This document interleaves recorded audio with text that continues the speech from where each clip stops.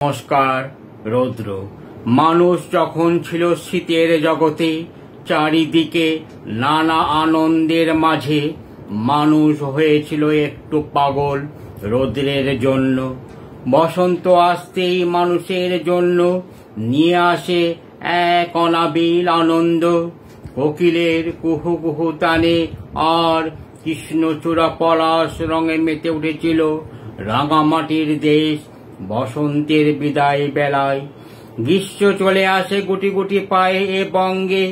বসন্তের রাঙামাটি হারাতে থাকে পলাশের রং। হঠাৎ পশ্চিমী ঝড়ে রাঙামাটির ধুলো উঠতে থাকে আকাশে বাতাসে।